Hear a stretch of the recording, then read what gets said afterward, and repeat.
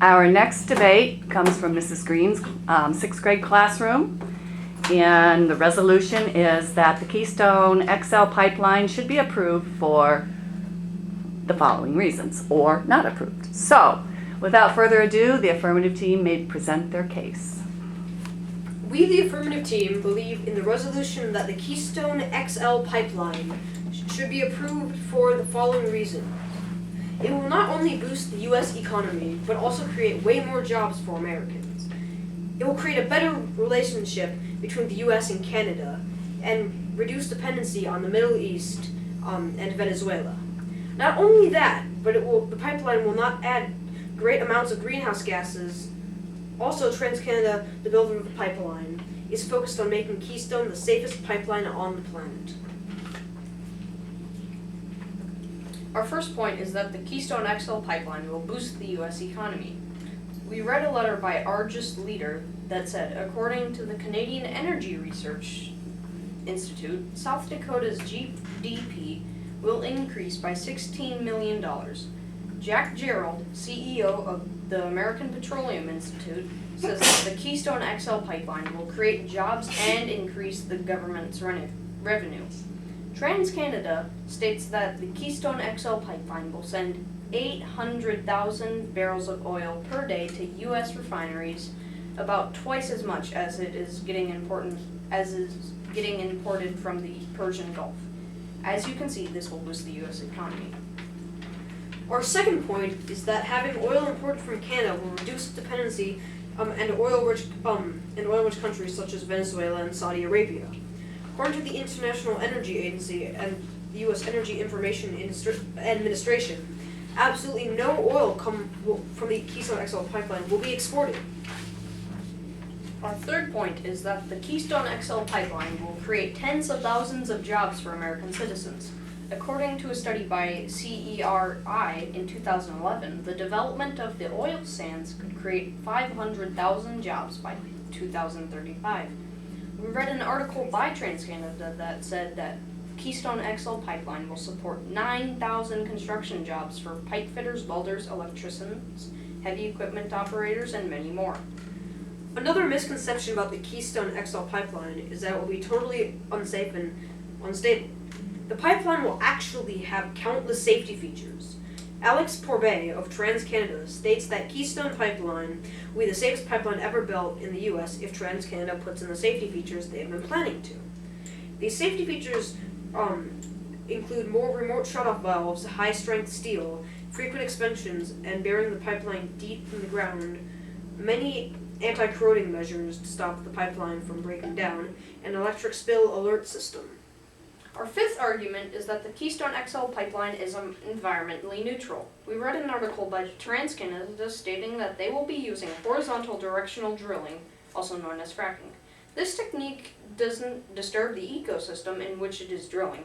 Another reason is that the oil sands contribute less than 1% of worldwide greenhouse gases, according to TransCanada. According to the State Department's latest study, as reported by TransCanada, the Keystone XL pipeline will not have a significant effect on climate change. So we, the affirmative team, on the debate of the Keystone XL pipeline, in order to create a more perfect oil industry, believe that the Keystone XL will boost the U.S. economy, reduce dependency on the Middle East, create more jobs for Americans, and will be the safest pipeline ever, and will be totally neutral to the environment. Excellent, thank you. Let's hear from the negative team.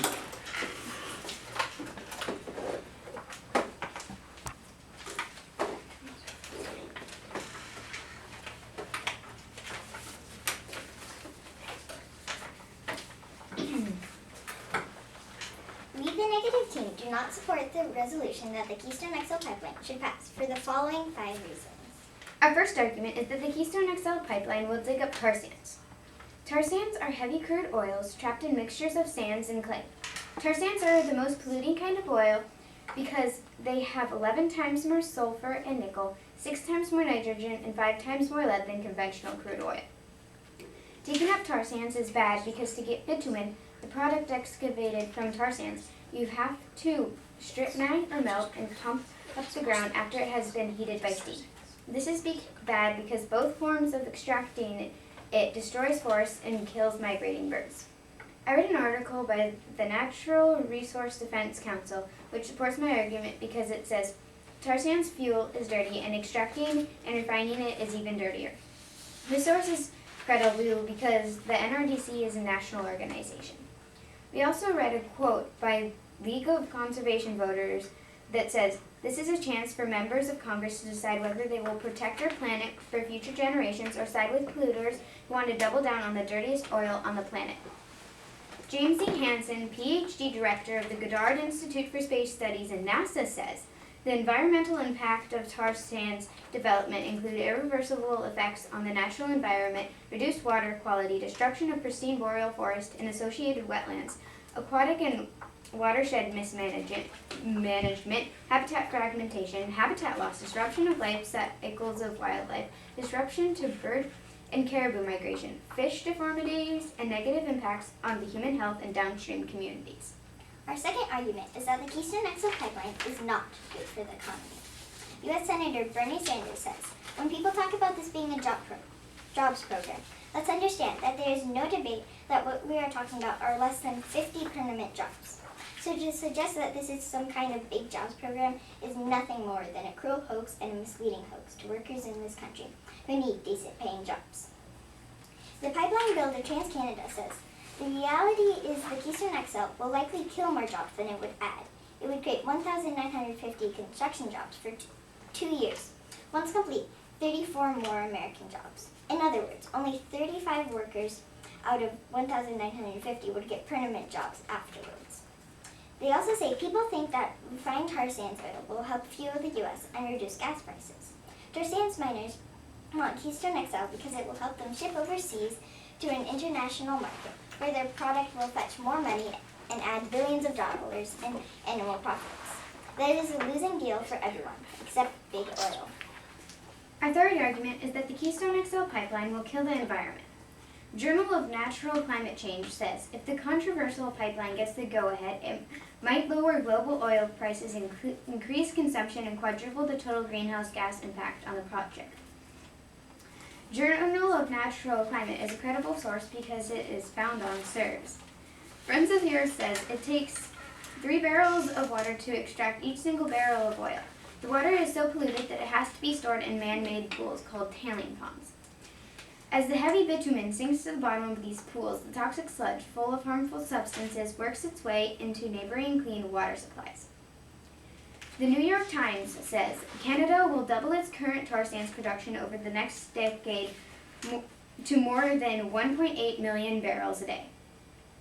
That rate will mean cutting down some 740,000 acres of boreal forest, a natural carbon reservoir. Also, it will kill caribou. Friends of the Earth also says in order to avoid devastating effects on the climate from a global rise of 2 degrees Celsius, such as the melting of Arctic ice, sea level rise, and more extreme tornadoes and hurricanes, and more floods and heat waves, the International Energy Association says that up to 2/3 of known fossil reserves must remain untouched. This is yet another argument proving that you shouldn't pass the Keystone XL pipeline. Our fourth argument is that the spills would have a devastating effect on this planet. The site CERS has an article that says Keystone XL pipeline would carry more than 80,000 barrels of oil a day, making the consequences of a spill potentially far greater. John Stansbury, a University of Nebraska professor of environmental and water resources engineering, says, I don't agree with people who say that a spill into the aquifer will ruin the whole aquifer. It would ruin a very small piece, but it is important if that is your small piece. If it got into a major river, it could create a plume hundreds of miles long. I read an article by the NRDC that says, in addition to the damage that would be caused by the increased tar sands extraction, the pipeline threatens to pollute freshwater supplies in America's agricultural heartland and increase emissions in already polluted communities on the Gulf Coast. Another article that we read by Friends of the Earth says, the probability of spills from this pipeline is high and more threatening than conventional spills because tar sands oil sinks rather than floats, making cleanups more difficult and costly. They also say, in the summer of 2010, 1 million gallons of tar sands oil poured into the Kalamazoo River in Michigan from a pipeline run by another Canadian company. Although nearly $1 billion have been spent over the past 3 years to clean up the spill, almost 40 miles of the river are still contaminated. Spills are very dangerous for the environment, and if we want to have a clean environment, then the Keystone XL pipeline must not pass. Our fifth argument is that pipelines are very bad for health. One example is the Pegasus pipeline, which spilled on March 29th. This spill upended families, killed wildlife, polluted the air, and raised fears about long-term health effects. Officials recently told families that they could return to their homes, but so far, none have because of the potential health risks. Amber Bartlett, a mother of 4, says, "I don't want to go back and then in 5 years have something horrible will have happened to my kids, like leukemia, or that one of my children can't have kids. I would always think it was because we moved back and I'd never be able to forgive myself." In an adjacent neighborhood, some residents stayed put, but now several complain of persistent coughs and nausea.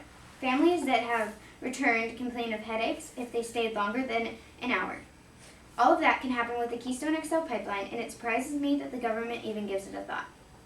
Another article by Friends of the Earth says, not only have natural communities been forced off their land, but also those living downstream from tailing ponds have seen spikes in rates of cancers, renal failure, lupus, and hypothyroidism.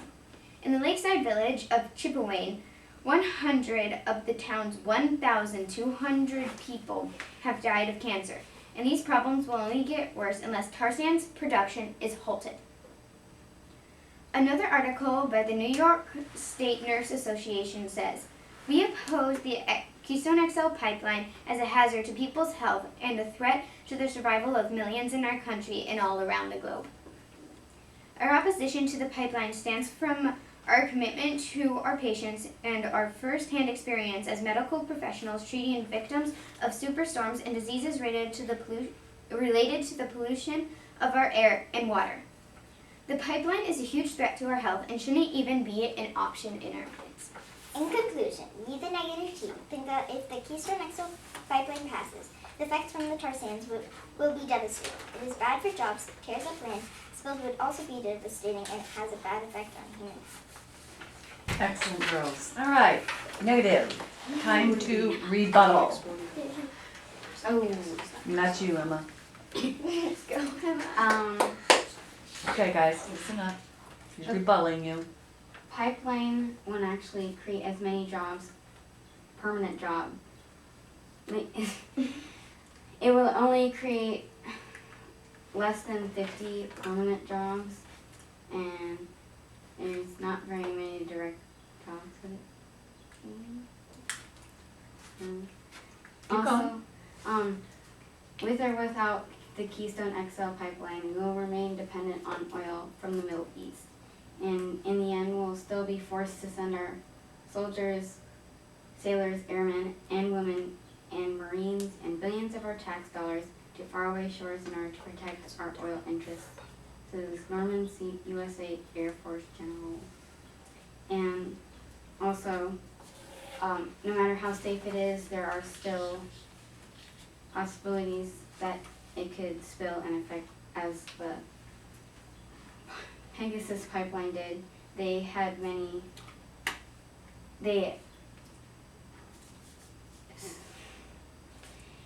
had safety procedures as well, and they closed the spill, but it was still very effective.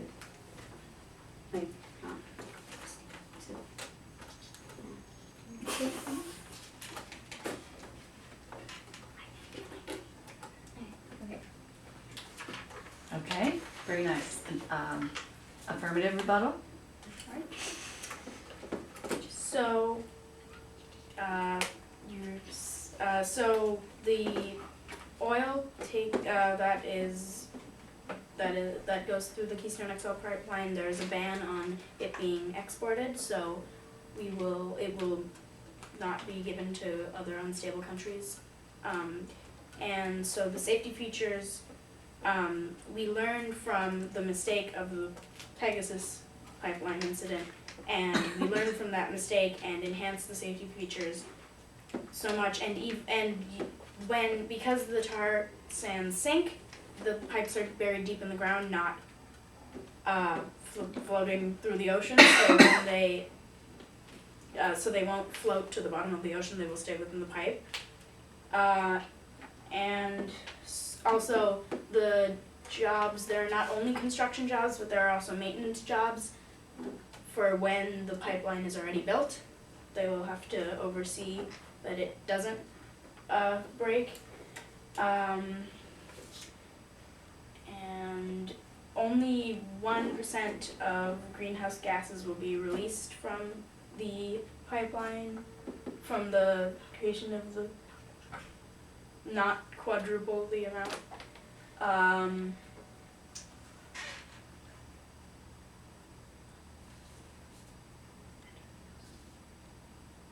And because of all of these safety features, it will not enter the ecosystem and harm it. Thank you.